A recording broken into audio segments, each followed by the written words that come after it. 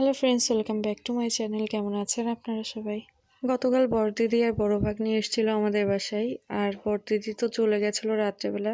বড় ভাগ্নি আর মেয়েটা ছিল, ওরা এখন চলে যাচ্ছে। অনন্যা যেহেতু পরীক্ষা আছে, ও পরীক্ষা দিতে যাচ্ছে আর ওরা বাসায় চলে যাবে, তাই ওদেরকে এগিয়ে দিতে যাচ্ছিলাম। আর অনন্যা একটু আগে যাচ্ছে, আমি একটু পরে যাব। আমারও আজকে পড়া আছে আর ওর সাথে তো দেখা হবে গেলে। সকালে খাওয়া দাওয়া করে রওনা দিয়ে দিয়েছে, আমার এখনো খাওয়া হয় নাই। ওদেরকে রওনা করে দিয়ে এসে তারপরে খাওয়া দাওয়া করে নিব আমি। এদের নাম কি? তোর নাম কি? নাজুন নাকি?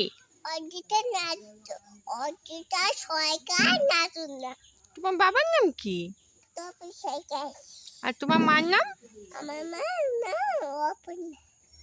ও, আর তোমার পিসির নাম কি?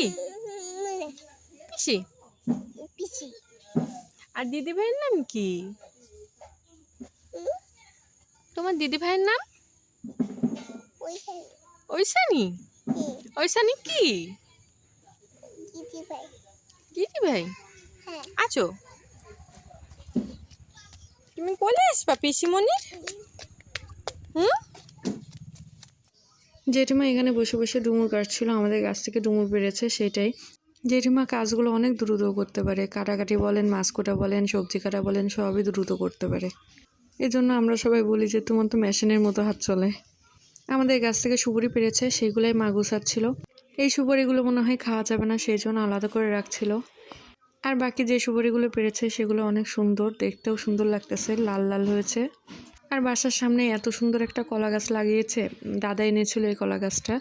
গাছটা অনেক ছোট, কোমর পর্যন্ত, তাতেই কলা হয়েছে। আর এটা হচ্ছে সাগর কলা গাছ। আগে আমি মোবাইলে দেখেছি যে ছোট কলা গাছে কলা হয়, কিন্তু আমি এবার প্রথম সরাসরি দেখলাম যে এত ছোট কলা গাছে কলা হয়েছে। আর আমি দুপুরে খাওয়া দাওয়া করার পর পড়তে চলে এসেছিলাম। আমার পড়া শেষ হইতে হইতে অনন্যারও পরীক্ষা শেষ হয়ে যাবে না, আর একই সময়ে দেখা হয়ে যাবে না। আর আমার এদিকে পড়া শেষও হয়ে গেছে আর আমি বেরিয়ে পড়েছি।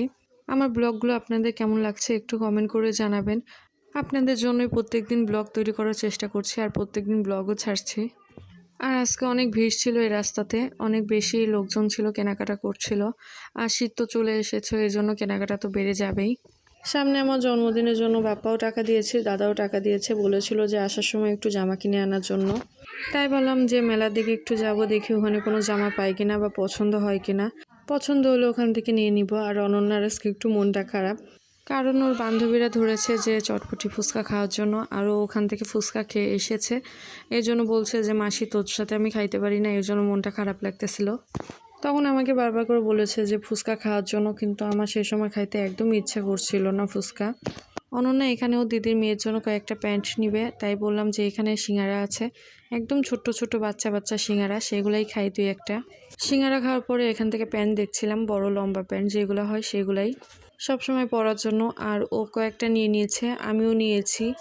মাম্মার জন্য আর মনোর জন্য প্যান্ট নিয়েছি আর গেঞ্জি নিয়েছি কয়েকটা।